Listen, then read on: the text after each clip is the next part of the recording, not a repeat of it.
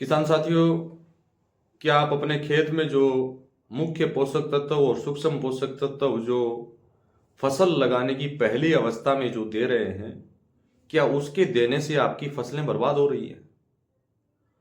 दूसरा, आप रासायनिक फार्मिंग कर रहे हैं और रासायनिक फार्मिंग के साथ साथ में जो है जैविक उत्पाद भी आप यूज कर रहे हैं, या आप जैविक फार्मिंग कर रहे हैं उसके साथ साथ रासायनिक उत्पाद भी आप यूज कर रहे हैं, क्या उससे भी आपकी फसलें प्रभावित हो रही है? इस विषय पर साथियों आज हम आप लोगों के बीच में विस्तार से बातचीत करने वाले हैं। वीडियो को पूरा देखें। जो भी आपका सुझाव हो वीडियो के नीचे कमेंट करके अवश्य बताने का काम साथियों करें। किसान साथियों नमस्कार, डीकेसी फार्मिंग यूट्यूब चैनल के ऊपर आपका हार्दिक स्वागत है। अगर आप नए आए हैं तो चैनल को सब्सक्राइब करके बेल आइकन घंटी को अवश्य दबा लें ताकि आगे आने वाले नोटिफिकेशन आपको साथियों मिल सके।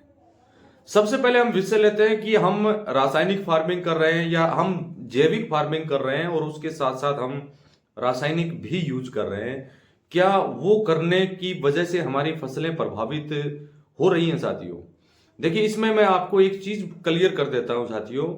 जो भी हमारे जैविक उत्पाद हैं, चाहे आप माइक्रोन्यूट्रिएंट की आप बात कर लीजिए, चाहे माननीय चंद्रा जी के द्वारा बनाए गए जितने भी माइक्रोज फंगस के जो भी हमारे पास उत्पाद उपलब्ध हैं, अगर उनको आप डाल रहे हैं, कंटिन्यू आप उनको यूज कर रहे हैं, वैसे तो सबसे पहले मैं आपको एक चीज क्लियर कर देता हूं। अगर किसी भी किसान साथी ने फसल लगाते समय से लेकर अब तक की अगर बात करें तो सबसे पहले बीज उपचारित की बात आती है। बीज उपचारित NWDC, OWDC, NPK, वाम, ट्राइको इत्यादि से करके बीज लगाने का काम जिस भी किसान साथी ने किया है, चाहे वो रासायनिक फार्मिंग क्यों ना करता हो, चाहे वो जैविक करता हो, उसको जैविक अगर वो कर रहा है तो उसको रासायनिक डालने की साथियों आवश्यकता नहीं पड़ेगी।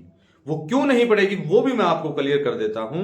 क्योंकि हमने शुरुआती समय में जब बीज हमने लगाया तो उस बीज को वो सारी चीजें उपलब्ध हमने कराई जिससे कि फसल आपकी 1.5 माह तक उसी बीज उपचारित से जो है चलती रही। यानी हमने वहां वाम भी डाला।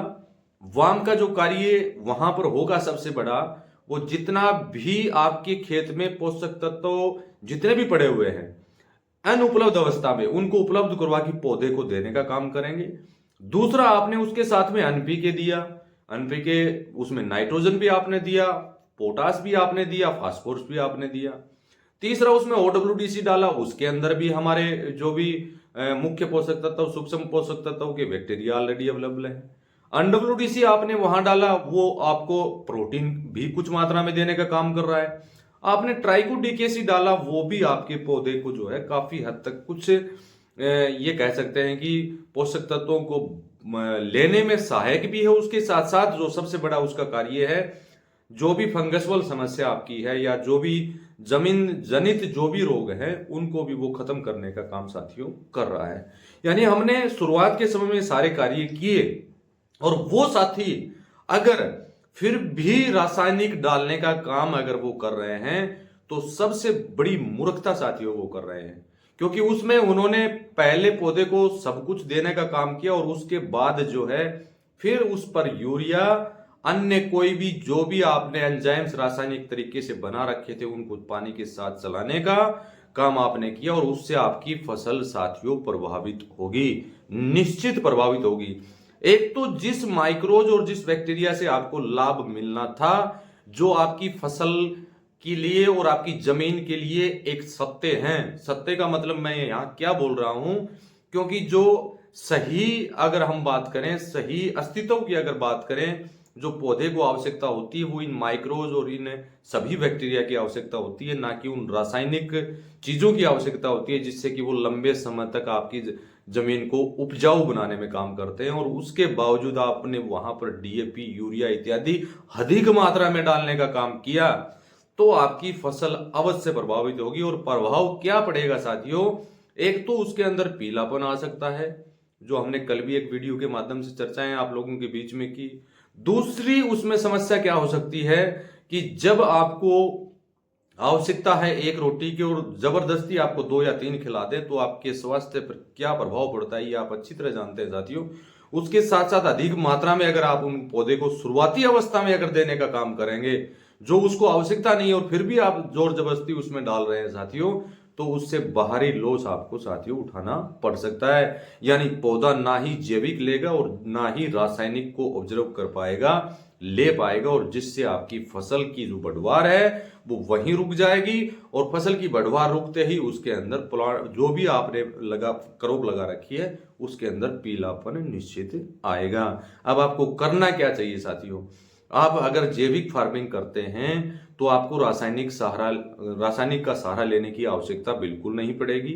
आपका सबसे पहला कार्य क्या है, पानी आप लगा रहे हैं, 15 दिन की 20 दिन के आसपास की क्रॉप है, या 30 से 35 दिन के आसपास की फसल है, या 40 से 45 दिन की, या 50 से 60 दिन की अगर आपकी क्रॉप है, तो पानी के साथ में केवल टू केवल आपको जो माननीय चंद्रा जी का वाम यानी माइक्रो राजा है, ट्राइको डीकेसी है, एनपीके है, ओडब्ल्यूडीसी, वो चलाने का काम आपको साथियों करना है। वहां से आपकी उन सभी आवश्यकताओं की पूर्ति होगी जो पौधे को जरूरत है। नाइट्रोजन की है तो वो मिलेगा, जड़ों की ग्रोथ की है तो वो उससे पूरा होगा, अन्य कोई भी आवश्यकता अगर पौधे को है तो वो भी पूरी पौधा उन्हीं से करने का काम करेगा। और पहला पानी लगाने से पहली सिंचाई करने के बाद जो है इन सभी कल्चर को सम मात्रा में मिला के 50% आप इसका फोलियर स्प्रे आप करवा दीजिए साथियों। आप बिलीव नहीं कर पाएंगे, फसल के अंदर इतनी शानदार ग्रोथ आप दे पाएंगे, शानदार नेचुरल कलर उसका आप देख पाएंगे, और उसके अंदर जो फुटाव आएगा उसके बारे में तो मैं कुछ आपको कह ही नहीं सकता हूं, क्योंकि ये सारी चीजें आपने पौधे को देने का काम जो है किया है। काफी किसान साथियों ने ये सवाल हमसे पूछा था, क्या हम इन उत्पादों का उपयोग करते हैं फिर भी हमें रासायनिक डालने की आवश्यकता पड़ेगी या नहीं पड़ेगी? बिल्कुल भी नहीं पड़ेगी साथियों, कतई ही नहीं पड़ेगी। बल्कि ट्रायल के तौर पर आप 1 एकड़ में 1.5 एकड़ में इस फार्मूला को अपना के अवश्य देखें, आपके सामने रिजल्ट जो है मात्र 25 से 30 दिन में रिजल्ट आपके सामने साथियों आ जाएंगे। दूसरा, आप रासायनिक फार्मिंग कर रहे हैं, आपने बीज उपचारित इन सभी उत्पादों से किया, और फिर भी नेक्स्ट जो पानी आप पहला जो पानी आप लगाते हैं उस समय रासायनिक फर्टिलाइजर का उपयोग आप करना चाहते हैं, तो आपकी फसल पर कोई प्रभाव पड़ सकता है साथियों। सबसे पहला प्रभाव तो आपकी उस पर फसल पर क्या पड़ेगा अगर आप उस रासायनिक फर्टिलाइजर का कोई भी फर्टिलाइजर आप यूज क्यों ना कर रहे हैं, जो भी आपने बैक्टीरिया, जो भी माइक्रोज, जो भी आपने फंगस खेत में डाली, एक तो उसके कार्य को प्रभावित करने का काम जो है वो रासायनिक फर्टिलाइजर साथियों करेगा। क्योंकि अगर एक केचुए को यूरिया के बीच में अगर आप डाल दें, कुछ यूरिया लेके अगर उसके बीच में केचुए को भी आप छोड़ दें, तो वो केचुआ भी कुछ समय के बाद साथियों मर जाएगा। तो वो तो हमारे एक छोटे और बिल्कुल सूक्ष्म माइक्रोज और बैक्टीरिया और फंगस हैं साथियों, तो वो तो खत्म होगा ही होगा। और ये प्रक्रिया होगी तो ये समझ लेना आपको, आप इस बात को अवश्य मान लेना, जो भी ऑर्गेनिक तरीके से जो भी काम वहां पर हुआ था वो सारा बंद हो जाएगा। केवल टू केवल जो परिणाम आपको मिलेगा उस रासायनिक फर्टिलाइजर का जो भी मिलना है या नहीं मिलना है, वो परिणाम जो है आपको साथियों प्राप्त हो सकता है, और कोई ज्यादा चीज वहां पर आपको साथियों सहयोग के लिए नहीं मिलने वाली है। तो मैं तो आपसे यही सजेस्ट करूंगा कि अगर अधिक मात्रा में फर्टिलाइजर आप डालते हैं, तब की मैं ये बातें आपको कर रहा हूं, तो मैं आपको यही सलाह देना चाहूंगा साथियों। मान लीजिए आप उसमें यूरिया डालना चाह रहे हैं, 10 किलो यूरिया की मान लीजिए फॉर एग्जाम्पल आवश्यकता है, तो वहां पर आप 5 किलो यूरिया ही आप डालिए और पानी लगा दीजिए, सिंचाई कर दीजिए, उसका उतना ही बेनिफिट आपको मिल पाएगा साथियों जितना बेनिफिट आपको 10 किलो यूरिया डालने में होना है। और एक छिड़काव अगर आपने पहला पानी लगा दिया और उसमें 5 से 6 पत्तियां अगर आ गई हैं, तो सबसे बेस्ट तरीका मैं आपको यहां आज बता देता हूं साथियों। मान लीजिए आपके प्रति एकड़ 20 किलो यूरिया लगना है, प्रति एकड़ 20 किलो यूरिया लगना है, तो आप वहां पर जो है 1 किलो यूरिया का लिक्विड सॉल्यूशन आप तैयार कर लीजिए पानी में, और 1 किलो यूरिया का जो आपने 5 लीटर 6 लीटर में 10 लीटर में जो भी आपने बनाया है, उसको गाढ़ा गौमूत्र जो हमारा माननीय चंद्रा जी का है उसका घोल आप बनाइए। अगर 200 लीटर पानी लगता है तो 200 लीटर में 1 बोतल आप डाल दीजिए। अगर 100 लीटर पानी आपका लगता है तो 100 लीटर में जो है वो 1 किलो यूरिया का जो घोल आपने 5 लीटर 10 लीटर में बनाया वो डाल के उसका एक छिड़काव साथियों करवा दीजिए। और छिड़काव करवाने के मात्र 48 घंटे के बाद उसके परिणाम आप समम मेरे को व्हाट्सएप मैसेज करके बताने का काम साथियों करेंगे। यानी जहां पर 20 किलो यूरिया आपको देनी थी वो कार्य आपका 1 किलो यूरिया में हो गया।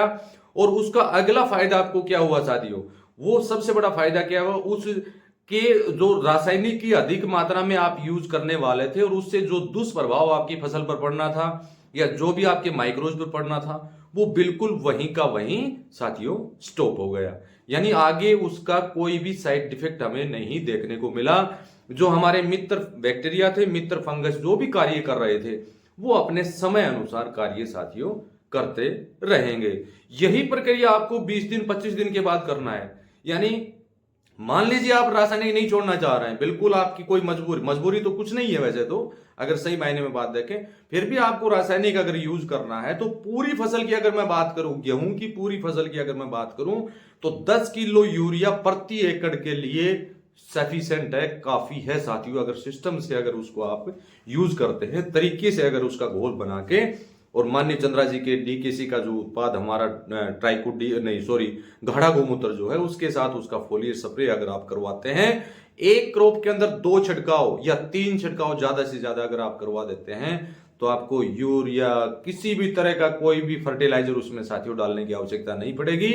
और उसका सबसे बड़ा फायदा आपको क्या होगा, जो बीज उपचारित आपने किया था, जो भी जैविक उत्पाद आपने वहां लिए थे, एक तो वो प्रभावित नहीं होंगे, वो डिस्टर्ब नहीं होंगे, और आगे जब पानी के साथ आप चलाएंगे जो भी वाम है, ट्राइको इत्यादि जो भी आप चलाएंगे तो उसके भरपूर बेनिफिट साथियों आपको मिलने लगेंगे। और आपकी खेती जो है वो रासायनिक भी आप उसको कह सकते हैं और जैविक भी आपको कह सकते हैं। यानी सभी फर्टिलाइजर से पीछा आपका छूटेगा। सभी जितने भी तरह तरह के टॉनिक आपको लेने पड़ते थे यूरिया के लिए, लाइन चक्कर जो भी आपको करना पड़ता था, जो भी अननेसेसरी जो भी आप कर रहे थे, वो सारे काम साथियों यही समाप्त आपके हो जाएंगे। अगला, जब भी मान लीजिए आप रासायनिक फार्मिंग करना ही चाहते हैं, आप रुकने वाले नहीं है, तो उसके लिए आपको क्या करना है साथियों, जैसे आप मान लो पहला पानी आप लगाने जा रहे हैं, अगर शुरुआत के समय में मात्रा का थोड़ा सा विशेष रूप से आप ध्यान रखें तो आपकी फसल बिल्कुल प्रभावित नहीं होगी साथियों। वो क्यों नहीं होगी, क्योंकि शुरुआत में जब भी आप पानी लगाते हैं, पहले आपने नीचे डीएपी इत्यादि का भी उपयोग किया होगा, एनपीके इत्यादि का भी उपयोग किया होगा, या एसएसपी भी आपने डालने का काम साथियों किया होगा। तो पहला पानी जब आप लगाएं उस समय जो है यूरिया जो आप देते हैं, सबसे पहले यूरिया ही देते हैं पहले सिंचाई में, तो उस समय यूरिया के अंदर आपको बाहरी कटौती साथियों कर लेनी है। यानी वो मात्रा जो पहले आप 1 बोरा पूरा बोरा जो है प्रति एकड़ अगर आप डालते थे, तो आपको मात्र उसके चौथे हिस्से का यानी ये कह सकते हैं कि अगर आप प्रति एकड़ बात करें तो 15 से 20 किलो भी अगर यूरिया आप लेंगे, उसको सिस्टम से उसका अगर छिड़काव की विधि से अगर आप यूज करेंगे तो 15 से 20 किलो ही यूरिया, मात्र 20 किलो या 15 किलो उसको आप कह सकते हैं, इतनी यूरिया डाल के जो है आप उसमें पानी लगाने का काम साथियों आपको करना है। और यहां सबसे बड़ी ध्यान आपको क्या रखना है साथियों, जब भी आप यूरिया का छिड़काव अगर आप करवाते हैं, किसी भी टाइम करवाते हैं, तो उस समय यूरिया का उपयोग उसी टाइम आप कीजिए जब आपको पानी लगाना हो। ये तरीका ना अपनाएं कि मान लीजिए पानी सुबह लगना है और जो यूरिया का छिड़काव है शाम को करवा के आप छोड़ देंगे और अगले दिन पानी आप देंगे, तो उस यूरिया का कोई भी बेनिफिट साथियों आपको नहीं मिलेगा। इन चीजों का अगर आप साथियों ध्यान रखेंगे तो सबसे अच्छे बेनिफिट आप उठा सकते हैं। वीडियो बहुत लंबा हो गया, ज्यादा आने वाले समय में फिर हम इस विषय में आप लोगों के बीच में जानकारी देने का काम साथियों करेंगे। तो मेरा अंत में यही कहना है, अगर आप सही मायने में किसानी अगर आप करना चाहते हैं, अपने जमीन को आप बचाना चाहते हैं, अपने उत्पादन को अगर आप बढ़ाना चाहते हैं, लंबे समय तक अगर फार्मिंग के बारे में अगर साथियों सोच रहे हैं, तो रासायनिक से जितना जल्दी हो सके उतना किनारा करने का काम साथियों आप करें, सबसे बेस्ट रहेगा। इसी के साथ नमस्कार, जय हिंद, जय भारत।